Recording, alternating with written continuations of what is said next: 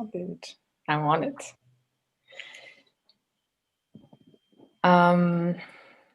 Okay. On July 11th, 2020, a crowd of music-hungry Berliners gathered together on Tempelhofer Feld for the first ever sonic intervention. The flyer read, "Interdisciplinary collective elevation," and musicians, dancers, acrobats, video and photographers welcome. We want to join our creative skills to create higher vibrations. This calling brought together a COVID-friendly crowd of 50 people. The collective elevation also included a number of run-ins with authorities that sometimes more, sometimes less friendly, reminded us that we are still in the middle of a pandemic. We kept coming back, week after week, every Saturday. Some called it church, some called it catharsis. So today we would like to share our humble perspectives of encounters that has, least to say, changed our lives for the better. For the closing of the first day of collective practices, we would like to begin with a meditation. So what we try to do is nurture groundedness, openness, and connection.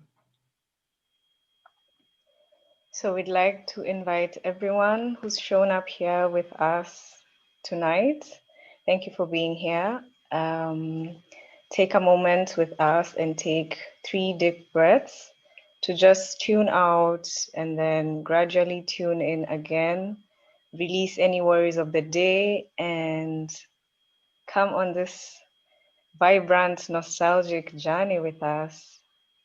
You will hear the sound of the gong when it's time to return. So let's connect with our breaths and take 3 deep breaths.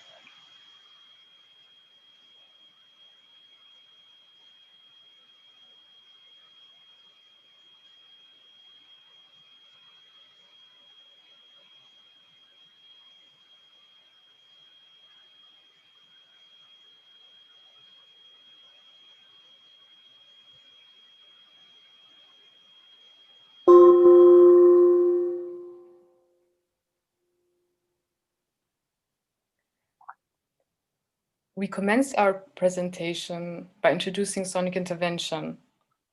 Sonic intervention emerged out of an urgency to make music experience radical joy and shed light on music as meditation of the state of the world, the necessity of collective narratives to build and sustain social movements is also something we're sensitive to and want to counteract the invisibility by sharing some of our photographic documentation.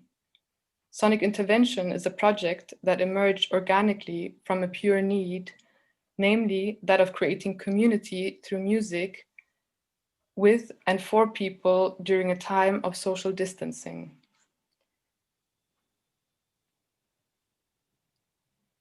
Some members of the collective, Keshu and Nani Kale, will share an iteration of their practice after our photographic journey. So yeah, I would also like to start by introducing us, and it's an honor and pleasure to be here with you, Nyambu, today. You are a supporter and homie since and founding member of the Out of Time Embassy Collective. And you have been documenting sonic intervention since day one. You're a photo and video artist, soft rebel, and you're also working with the Social Justice Collective. Yeah, right. Thank you, Jess. It's also really a pleasure to be reflecting with you on this really magical experience. And you're also a founding member of Out of Time Embassy and one of the homies who really hold it down, yo. Besides being engaged in areas of anti-racist self-organization, empowerment, and social engagement, We often catch you insightfully jotting down your reflections in a notebook, along with showing some analog love to the visual archive. You actively, seamlessly organize behind the scenes. Thank you.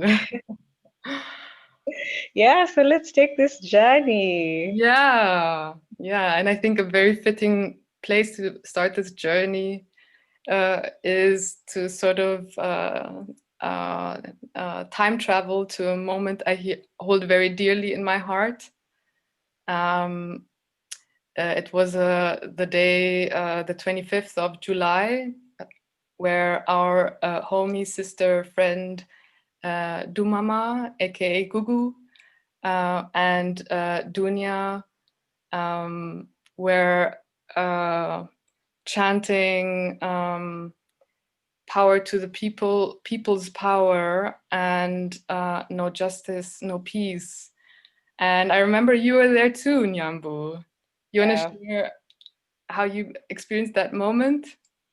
Yeah, of course. I mean, what struck me most about that moment, because I was in my kind of photography role, and there was a kind of disconnect with the performance because the mic ran out of battery, and it is supposed to be that moment where there's a bit of panic. Oh no, what do we do?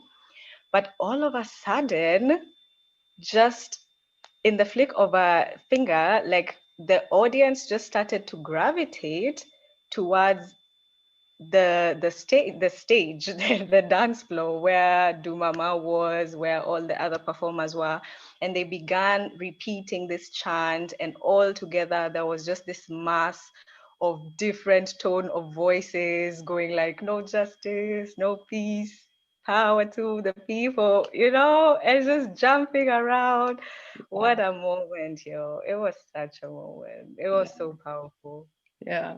Yeah, and I think that to take one of your points is the question of the role of the observer or photographer that is always standing and observing from the periphery or the margins.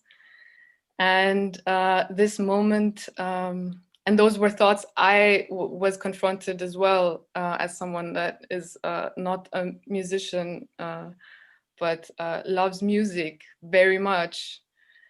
And I felt like in that moment it became a collective ritualistic experience where the sort of boundaries dissolved. And I know sonic intervention also played in like a half circle often to promote this sense of inclusivity and to sort of like soften the borders.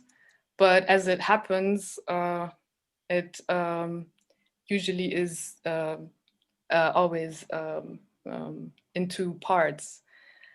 And that really brought everyone together, and everyone was part of this energetic transcendence.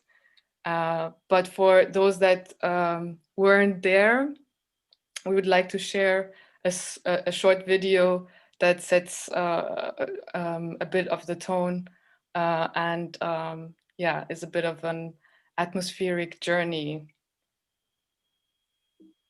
Yay.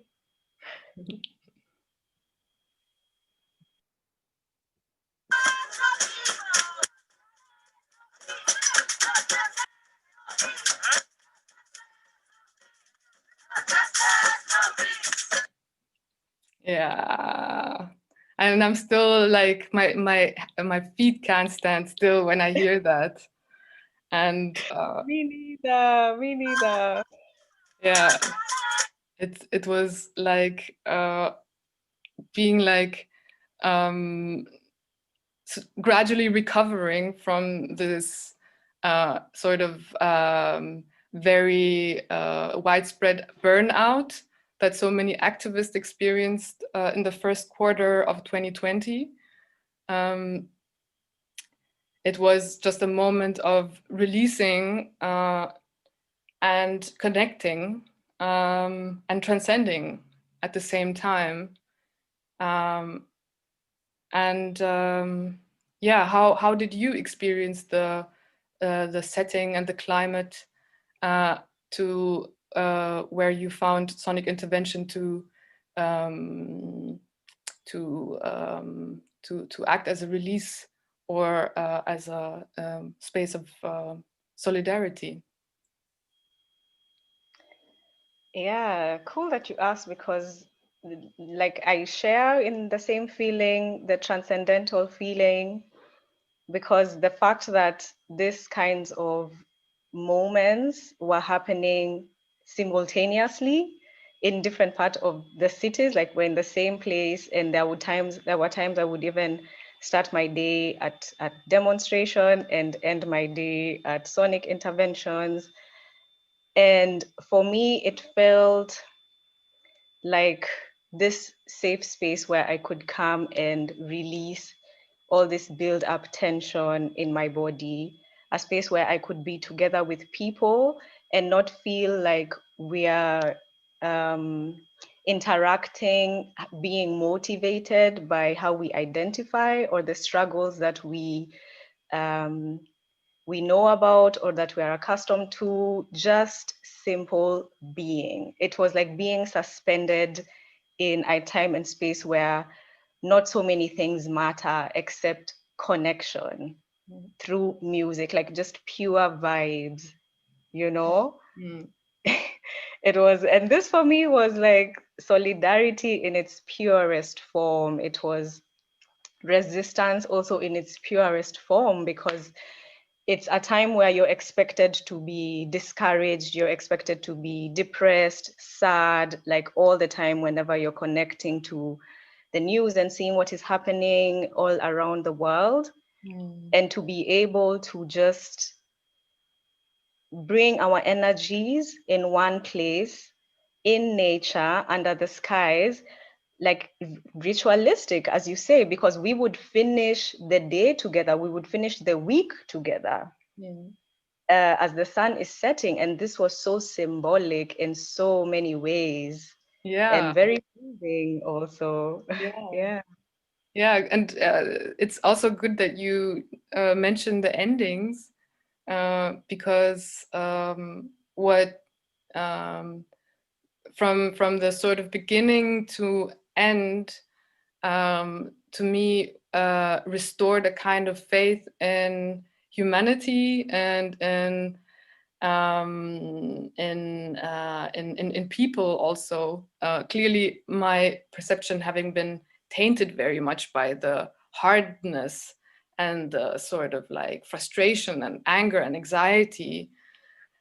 And yeah, and when the sonic interventions would wrap up because police kicked us out or authorities came and gave us a hard time, and then so many stayed behind to either speak to the authorities themselves or then later help to clean up the space, because it felt so much like we're contributing and we're honoring the grounds that we're experiencing that on, and therefore we have to also show our gratitude and leave no traces. And I think that is also something that I liked a lot, is that it brought together so many of the practices that I've experienced in different political climates, but I've never experienced them in one place, in one setting. Solidarity and looking out for your neighbor, minding all the different types of like discrimination, at the same time being ecologically conscious, and at the same time experiencing joy, is something that always felt like it was happening in the separate places, and it felt like compartmentalizing. And yeah, that is I have so many magical moments that like are flashing in front of my inner eyes, you know. when I think about that. Yeah, so many magical moments. And this is also something that I really valued a lot about the sonic intervention session, because they were part of creating these kinds of alternative community care structures where we could just, nurture each other. And it was also about resourcefulness, like using what we have to create what we can, like just coming together and with all our different tools of expression, whether it's with a book, an instrument, your voice, your presence, just all of it. And just being in this bubble, it's these kinds of structures are so important in this time, because they also mend this gap that has been created by systems of oppression, which is so important, also considering that many of the people who would be here, or even us, could be of migrant backgrounds, of people with fragmented journeys of their becoming. So it was really something necessary. Yeah, that, and I think that was also something that I felt very very touched with, is that I had a feeling I didn't have to choose my battles on which I'm being vocal. All of them can be present at the same damn time, and it's a very banal thing, but it matters so much if you're feeling alienated, is if you feel understood and feel visible. And I think that is something that has very much uplifted me in that moment and given me hope, is to show me that no matter my sort of own biography, I can be present and share intimacy with and vulnerability with so many other people from so many different types of backgrounds. And the gap that you described, I think for me in sonic intervention was an opportunity to fill this gap and become creative and translate this sort of like need into necessity and then into practice. Because showing up every Saturday, lugging your instruments around, being prepared for any kind of like other kind of intervention, not the sonic ones. No, the authority-like ones. Yeah, is just like has been very very powerful. And I think that is the one of the few moments in my life where I have felt like I'm witnessing not only history, but I'm witnessing the emergence of social movements. And and I have to think back to this one time when we were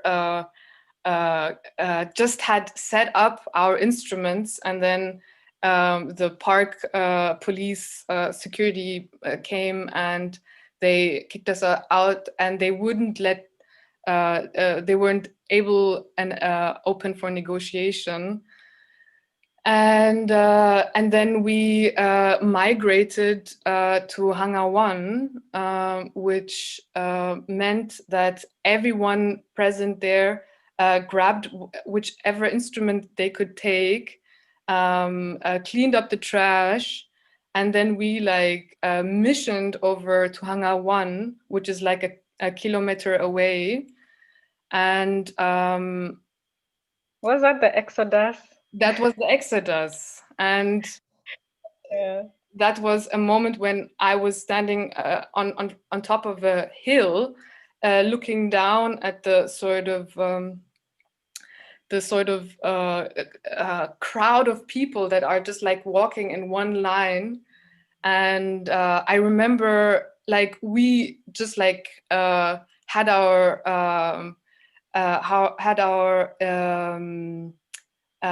resources in place. We were so connected. I remember some people came to me and they're like, Jess, you do this. And I was like, okay, cool. Okay, I'll take the crowd from the back. You guys cycle to the front. You guys go and set up at Hangar 1, because Hangar 1 people didn't know that we were coming. So it was just like the craziest, most adrenaline-filled day I've probably spent in 2021. But standing on that hill looking down, I was just like, this is social movement. Like, this is not a concept. This is not something that you read in the books. This is like lived physical activity and energy, you know? And yeah, and I think if in front of the sort of like context of what was happening in the years before, that just accumulated during the pandemic. I felt like this isn't just an escapist fantasy of but we just want to have fun, you know, which also clearly partying can be political too. But this felt very much connected to the grounds that we were on. We were reflecting on the history of Tempel of Feld, the many layers of it, and we were collecting mantras to engage the people into the musicking as well. And that just connected, that felt so connected and so urgent and imperative also. Yeah, definitely. I feel this, and this kind of connection. Actually, I see it. It's very clear to me, like how political it is actually, because we are in a European society. I mean, this is not where I grew up, so I usually see the differences of how there's this emphasis of sovereignty and individualism here, and these kinds of gatherings are a straight up rejection of this. You know, it's it's also, you know, just us contributing to this kind of creation of how we want to live with each other, what we want to see more of, what we are denying, what is not working for us, you know, and in the process also with such collective practices, trying to understand our place in societies and how we fit in them, you know, and understand ourselves as people as well. But, and also pass on this knowledge, you know, just like how it was passed on to us, whether consciously or unconsciously. But I very much see it as deep in the intersection of art and politics, what we were creating in that field. Super powerful. Yeah. And I mean, healing is a hard word, but I think it had healing effects. Yeah, definitely. Because like the sort of alienation and fragmentation is also a sensation that one can, or I usually feel when it's already reached a certain level of like, it's actually too much and I don't know what to do. And I feel paralyzed, or I feel helpless, or I feel alone in this. And I think that building connection and setting roots in a European city such as Berlin is for me very much connected to the collective practices that we have been curating and nurturing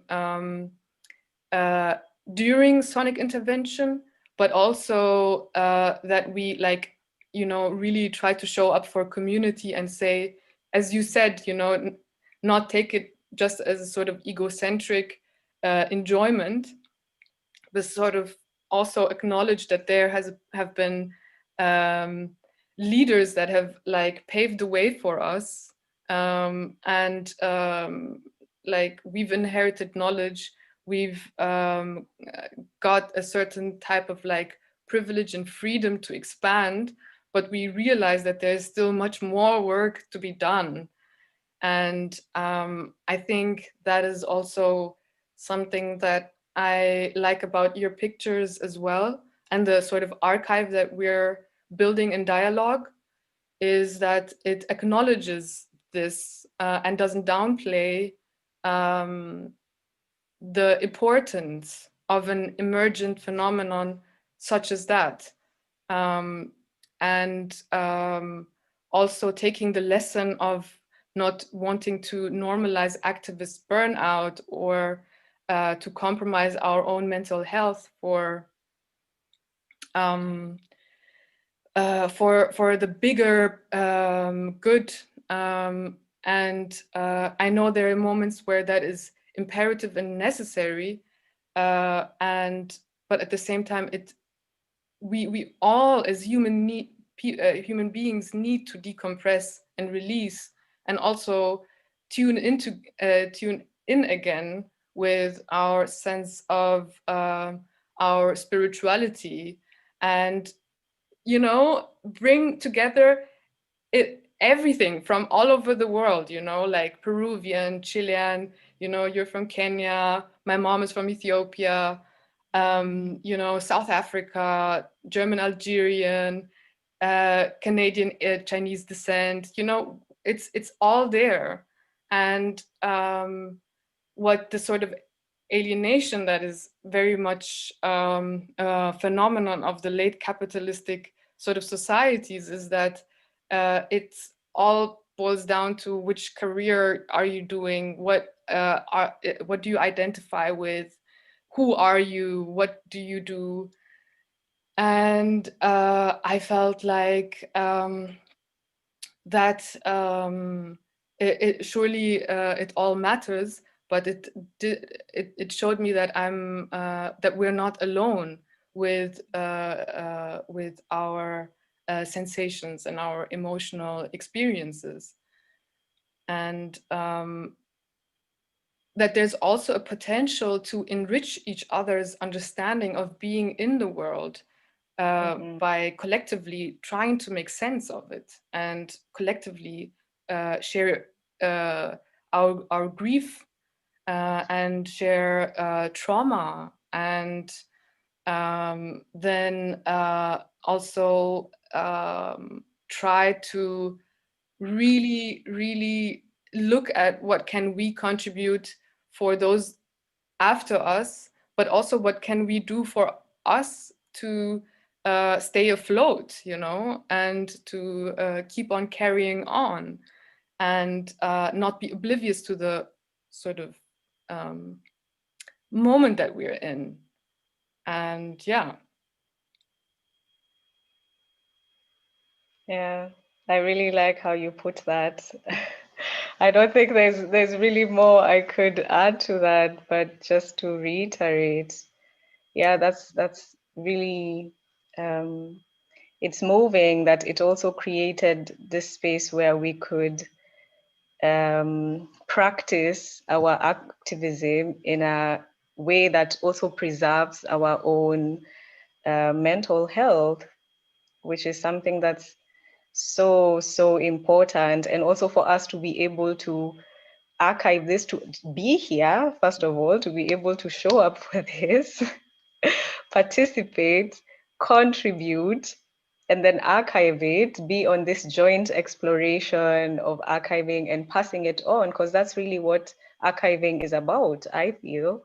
It's, you know, we are passing this on, and it's a moment in history, as you said. Yeah, and it's also taking it seriously, you know. It's that's what I saw in you as well, is that and I know we spoke about it in private as well, is that you both of us shared this sort of like ambivalent moment of like, should I just listen and dance and be in the moment and just like let go and release, or should I take a picture or take a video? And though we try to find a kind of like balance, I feel like that is a very legitimate concern, because so many of the movements have been later whitewashed or have been hijacked or whatever, you know. And then, you know, having a moment where you're like, I am seeing this is something that is a momentum and it's building, but a movement doesn't just organically flow, you know. It is something that takes hard work and hard confrontation with oneself, because we're all still engaged in wage labor and all this sort of like existence and beings and uprooted and rerouting and diaspora and identity, and to sort of have a moment of just being like, this is where I'm at and this is what I want to build, because this is the future that I see possible, and this is a future that I would love to be working towards, because we're all science fictionists at the end of the day. If you're a social activist, and you know that from your own sort of expertise, but you know, utopian has been a keyword that is just coming and coming, but then it's like buzzword. Yeah, it's like utopia for where, from when, and will I live to see it, and how depressed will I be when this utopia is there, you know? And it's like, no, it's preservation is also self-care, and also experiencing radical joy, you know? Yeah, I feel like we were in a utopia. If you were to compare with everything that was going on around the world and with what we were experiencing, really, to me, that was utopia in that moment in time. And I also like how you mentioned about the need for us ourselves to document this and, you know, not have these stories being told from other perspectives that don't necessarily relate to our experiences. You know, I think that's really crucial for us to even when we were like, oh yeah, but we just want to let go and dance. I found myself coming to also the realization that I am also a participant, so much a participant, because it's my subjective view, that my subjective eye that is viewing this moment, and this is what I'm sharing. So already that subjectivity just goes to show that it's a participatory act, and we're like deeply in it, vibing, Yeah. moving, the crowd, negotiating non-verbally with bodies, dancing. Yeah, which Yeah. a good moment, I think, to sort of pass the torch to our collective members, friends, homies, Keshu and Nanikale, that will be sharing some of their magic with all of you out there now. Stay healthy, stay loved, and no justice, no peace. Rebel. Love Rebel. it.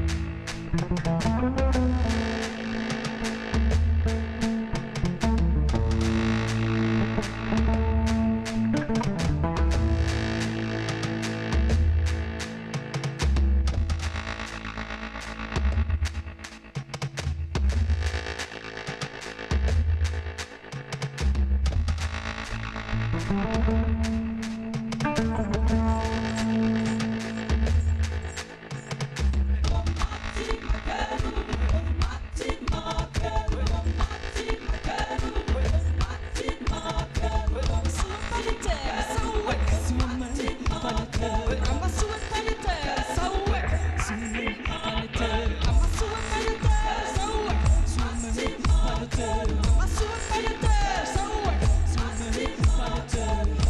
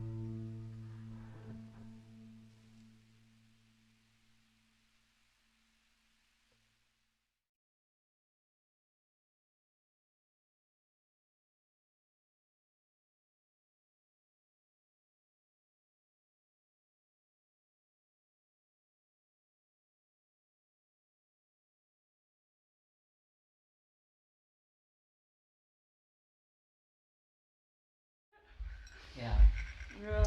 Well, sonic interventions, huh? We're supposed to represent now. Oh my god. You remember how it all started? Kind of. I mean, yeah, last summer, no? Yeah. 2020. Beginning of summer. I think it was in June, no? Really? I thought it was earlier, but maybe it was in June Early? only. I think we spoke about doing something like that for a long time with different people because it was such a crazy year and no one could really play and make music. Yeah. It was quite hectic. It was really intense. Like no one was able to live what they were here to live. Yeah, I think we spoke about that maybe since April or something, like really early in the year. And we never did it because it felt scary or it felt wrong or it felt like it wasn't in accordance with the rules. Yeah. So you think it was June? Maybe it was June. I mean, maybe on my perspective, because When you joined. Yeah, when I joined. I mean, when I joined. When you joined in with your camera, the little gimbal. With the gimbal. She came through with a gimbal and iPhone. Yeah. Just like filming, To sneaky. filming, yeah, exactly. All the time. Actually, when did you start singing? I think maybe 3 sessions after. But actually, a friend, Astaan, invited me, and she was like, "Yeah, you have to come. It's a jam session," and yeah, I'm quite shy. Yeah. And I was like, "Okay, how I'm gonna be able to go there, but to avoid to be in front of the mic, you know?" Yes. And I was like, and it's a period where I was really enjoying filming. Yeah. And yeah, I just decided to come and to start to Great film. excuse. Yeah. To hide myself behind the camera. Yeah, but it was also so helpful for us, like when we were like, because we always felt like, you know, there's such a lack of content, because you just play and then everything is lost that you do before we started recording the sessions and stuff.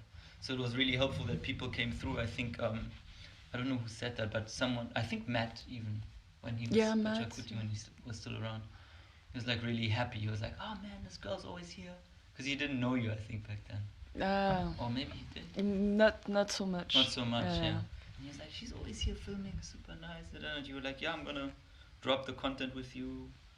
Like, just tell me where." So it's cool. It was mutually beneficial, I think. Yeah. But yeah, it was a crazy time. And it grew real quick. It grew really quick, but I think because, I mean, it's so, this feeling of warmth and family and communion of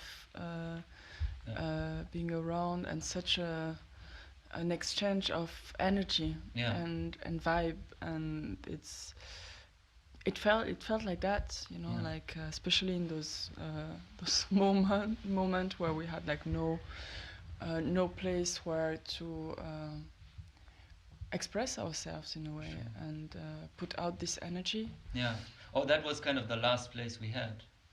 Because funny enough, like it was like, I think we were always struggling with the idea of, is this wrong or is this illegal or is it not, right? Like, because somehow we were in this gray zone. I think if we did it now, we would be in trouble immediately. You know? Immediately. And firstly, it's also too cold and all that. But I think, you know, in that summer, it was really like the only zone where things like that could still happen, outside on the field, in a somewhat like, I don't know, maybe there's enough distance to people. Is this even an event, or is it just people jamming? You know, it was such a gray area, and it was like the only way for us to really exist in the way we wanted to exist. Yeah. And I mean, it felt so good that the more people were coming, and it grew super fast. And obviously, we ended up having some issues and difficult moments with the legality and security. But it did worth it.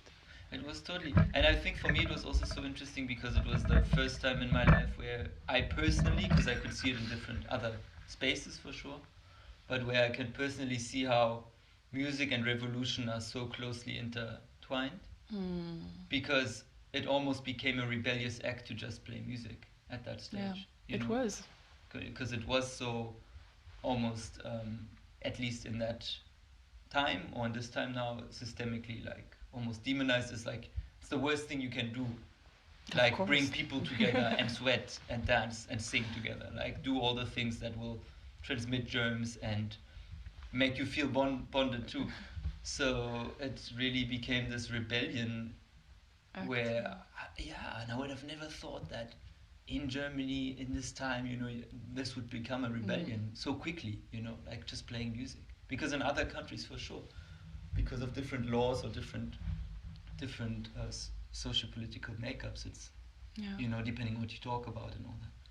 But it's crazy how quick it happens in any country, apparently. Yeah, definitely, and it has been like a really good reminder also of what's essential and how actually you can not change things because it requires a lot of more medium to do so, but how expressing yourself can turn into a problematic situation or revolution, as you say, and also how music is important to human being, and how it's a great medium to express whatever emotion or message you wanna express. The power of music, actually. We actually live the actual power of music. Yeah,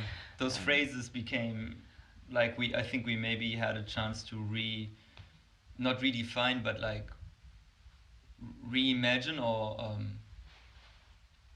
somehow clarify for ourselves what these phrases mean, like the power of music, coming together, like all these things that maybe if you never live it from a somewhat revolutionary standpoint, it's kind of something that you think is cool and sounds great and like somehow makes a lot of sense, but you don't live it. And I'm not saying like what we did last year was like super revolutionary, but it had that edge to it all of a sudden, and you could really feel, and what you said about the essential or non-essential contributions to society or work, just like, by the energy we created and by how many people would come actually and like increasing numbers of people, and how important it became for some of those people, or most of them, I think, even to come on a weekly basis. It's like a pilgrimage to the field every Saturday. Exactly. And that really showed to me how essential this is, like it's the proof of what music actually means to people and how important it is. And even for the musicians also. Yeah, for sure. Like unfortunately we're coming into this like second lockdown, which is even more intense, and with the weather, winter coming, the season coming, it kind of like stopped our weekly interventions and weekly communion and gathering, and it's crazy how essential it is. I mean, I'm talking about myself, but how essential it is and how healthy it become to actually play music. I think it's, I don't know, we've just how to say, for me it was quite shocking actually. It only revealed itself to me like a week back or something, how because we stopped playing because of winter and like it getting colder and the lockdown being reinforced, how that affected my psyche and how deeply it affected my psyche, and how quickly my personal joy of living comes back to me as soon as I just get back into playing, And that's something I think I'm really taking from that time specifically, where I'm like, I can play at any time, anywhere, with no matter how many people. I can make music and I can like elevate and feel better, and make other people feel better too. Like, because I think, now we can look at the situation and say, we can only be two people like meeting or whatever, or two different households. and therefore we can't do anything anymore because, you know, the only way we can do this is with 10 people or 12 or 200. And I think what I'm trying to prove to myself at the moment is to say, actually, maybe maybe it only needs 2 people. Maybe it's even 1 person. You know, like, how can you? When does it start and how? Yeah. Yeah, and I think there's no limit, you know. And I think the only limit is ourselves and our perception of what works and what doesn't work. Yeah. Really. Yeah, definitely. And how we deal with this? I mean, it's definitely our perception, is for sure. And we can do something by ourselves, and obviously when we are 10 and when we're 2, the energy is a bit different. But yeah, but it start with yourself, and by being 2, you definitely can heal yourself, express yourself, and share some energies around, and like you're doing now.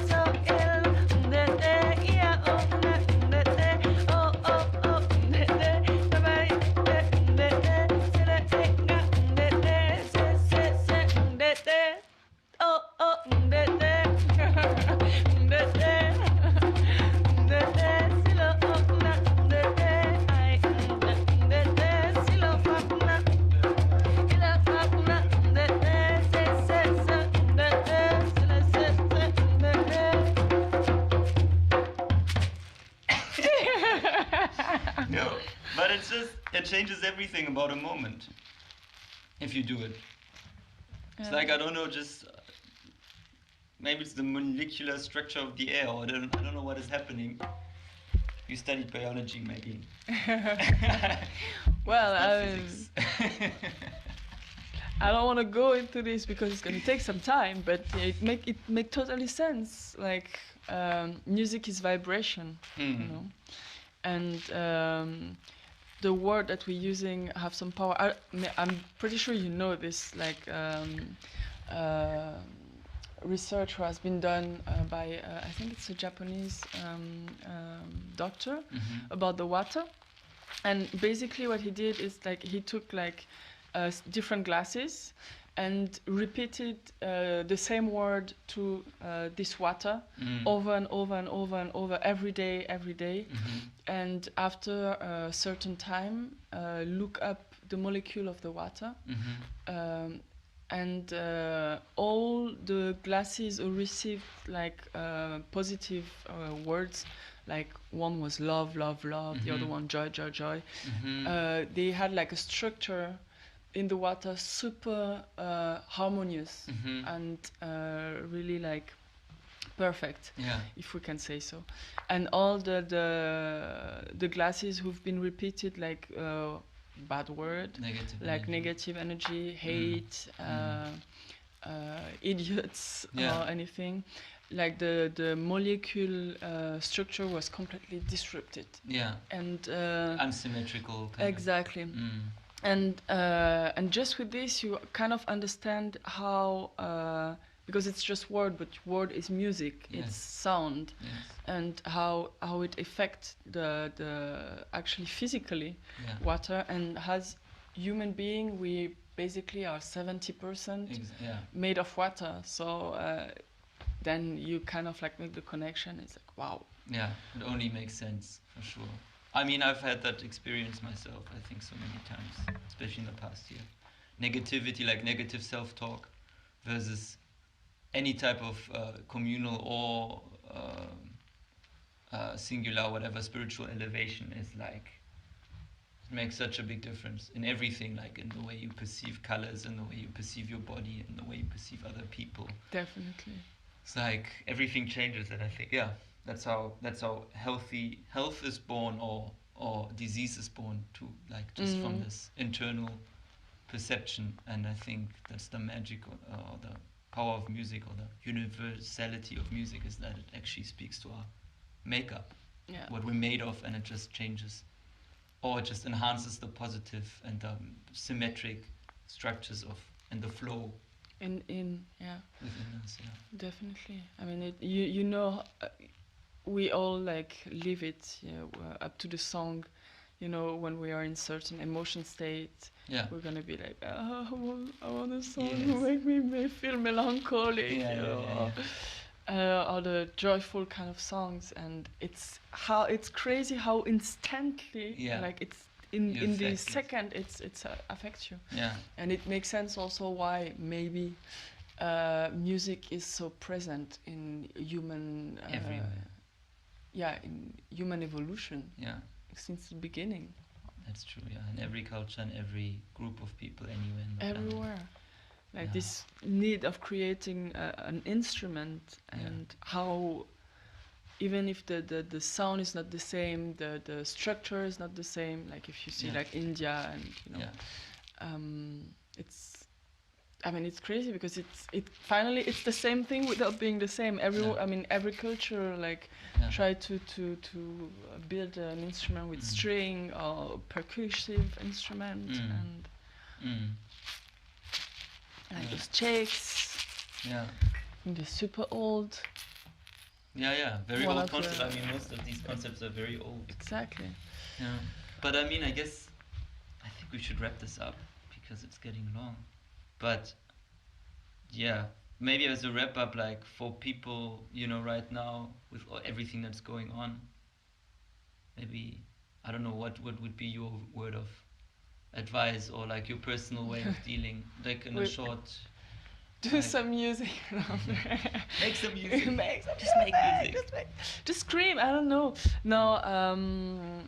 Try to breathe, to take care of yourself, and to do anything that you feel like doing in a creative mode, because as a human being also it's really important for us to do things, express and create things in any kind. Can be like writing, can even be drawing. I think I jump in on that, and I would add also try to be as try to have as little judgment for what you do as possible. True. You know, like as soon as I think as we can let go of self-judgment, or like the look at, you know, what we're doing as a product, or, you know, it needs to be this kind of way, or this, it needs to have this quality because I'm this old, I should be this good at it, or you know, I look ridiculous when I do this. It's like, if you can find joy in it, if it can elevate your spirit, especially in these times right now, then you should really do it and not care about what the outside world may or may not think about it. Yeah. And just find happiness in that place, I think. Yeah. Really well put. Yeah. It's a wrap. It's a wrap. It's a wrap from the Sonic Interventions crew. Stay healthy, stay strong. Stay healthy, love yourself. Stay loving, yeah. First to yourself, because otherwise there's no love for anybody else. And then spread it. Yeah. No, we can't. I mean,